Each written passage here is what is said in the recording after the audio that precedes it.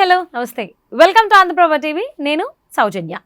So ఈ మధ్య కాలంలో ఏ సినిమా రిలీజ్ అయినా ప్రీ రిలీజ్ ఈవెంట్ అంటే ఖచ్చితంగా అందులో చిరంజీవి గారు కనిపిస్తారు. అదే మాట ఆయన బ్రహ్మ ఆనందం అనేటువంటి సినిమా ప్రీ రిలీజ్ ఈవెంట్లో కూడా ప్రస్తావించడం జరిగింది. సో ఆయన ఎక్కడ ఏం మాట్లాడినా అది వైరల్ అవుతుంది, వైరల్ చేస్తున్నారని కూడా అంటున్నారు.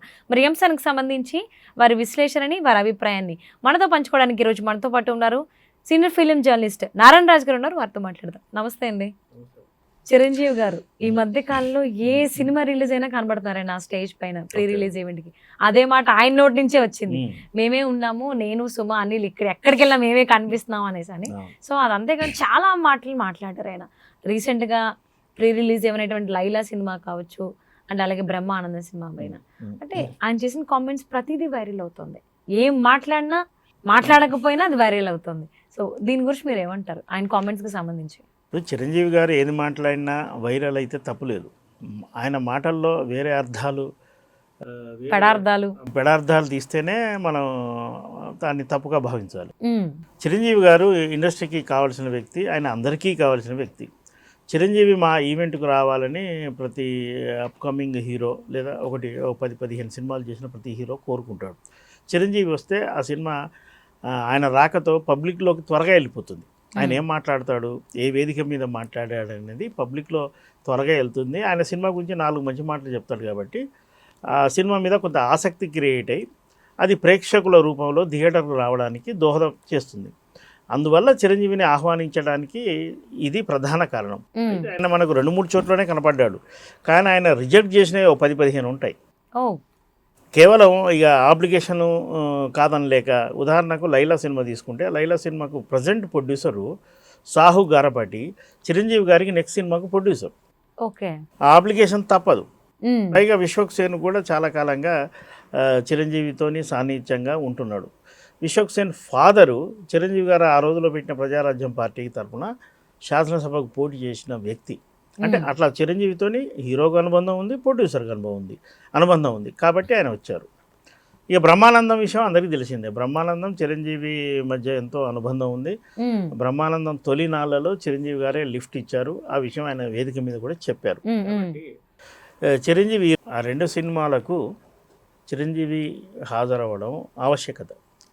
అయితే ఆయన మాట్లాడిన మాటలు, ఆయన మాటల్లో ఉన్న కొన్ని సందర్భానుసారంగా వేసిన సెటైర్లు కావచ్చు, లేకపోతే మరొకటి కావచ్చు, అవి ముఖ్యమైనవి కావడంతో అవి వైరల్ అయ్యాయి.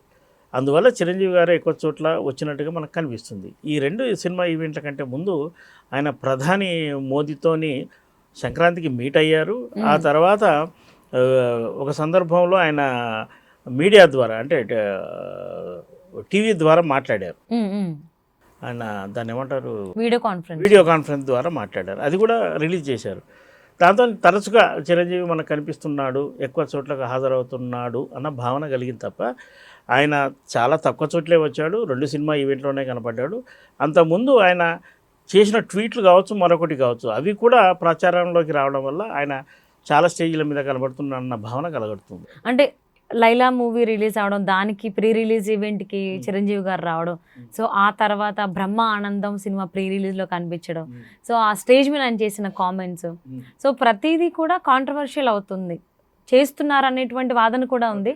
సో ఏదేమైనా కానీ ఆయన చేసిన ప్రతి కామెంట్, అంటే లైలా సినిమాలో విశ్వక్సేన్ని ఉద్దేశించి మాట్లాడిన మాటలు కావచ్చు, సో అంటే అదేంటి ఆయన మనవడు మన కమ్యూనిటీ కాదు కదా, కాంపౌండ్ కాదు కదా, ఆయన వేరే హీరోకి సంబంధించిన ఆ మాటలు మాట్లాడటం, అంటే పబ్లిక్గా ఆయన మాట్లాడేసేయడం, ఆయన ఇన్నర్ వాయిస్ని బయట పెట్టడం అనేది కాంట్రవర్షియల్గానే అవుతుంది. And at the same time Brahma Anandam movie కూడా సేమ్ ఆ స్టేజ్ పైన కూడా ఆయన కొన్ని వ్యాఖ్యలు కొంతమంది పర్సనల్గా తీసేసుకొని, అందుకే మీ తమ్ముడు పవన్ కళ్యాణ్ కావచ్చు, అలాగే కూతురు శ్రీజాకి అన్ని పెళ్ళిళ్ళు అయినాయి అనేటువంటి కామెంట్స్, మీమ్స్ ద్వారా బయటికి తీసుకొస్తున్నారు వీడియోస్ కొంతమంది. సో దాని గురించి ఏమంటారు? లైలా ఈవెంట్లో చిరంజీవి గారు చాలా అద్భుతంగా మాట్లాడారు. ఇండస్ట్రీలో ఉండే ఈ కంపౌండ్ అనే వ్యవస్థ లేదు అనేది కూడా ఆయన సంకేతం ఇచ్చారు. అంటే చిరంజీవి అంటే ఒక కంపౌండ్కు పరిమితం, బాలకృష్ణ ఒక కంపౌండ్కు పరిమితం అనే అభిప్రాయం ప్రేక్షకుల్లో ఉంటే సరికాదనే అభిప్రాయాన్ని కూడా వ్యక్తం చేశారు. విశ్వక్సేన్ గతంలో జరిగిన ఆయన సినిమా సంబంధించిన జరిగిన ఈవెంట్లకు బాలకృష్ణ కానీ లేదా నందమూరి తారక రామ అంటే జూనియర్ ఎన్టీఆర్ కానీ హాజరైన సందర్భాలు ఉండడంతో ఆయన ఆ కంపౌండ్ వ్యక్తిగా కొందరు ముద్ర వేశారు. ఈ కంపౌండ్ అనే పదమే సరికాదు. దాంతోనే ఆయన సినిమా ఈవెంట్కు చిరంజీవి రావడంతో ఇదే చర్చ వచ్చింది.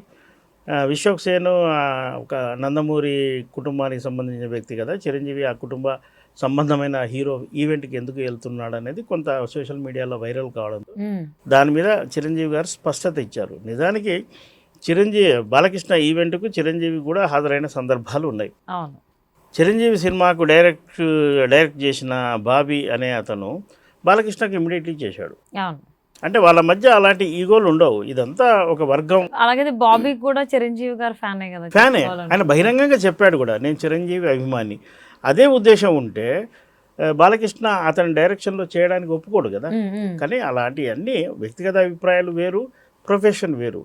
వీటిని ఒక సెక్షన్ ఆఫ్ మీడియా లేదా సోషల్ మీడియా దాన్ని పనిగట్టుకుని ఒక నెగిటివ్ ప్రచారం చేస్తున్నాయి తప్ప ఇండస్ట్రీ పరంగా చిరంజీవి గారు చేసిన వ్యాఖ్యలు చాలా నిజమైనవి, వాస్తవమైనవి.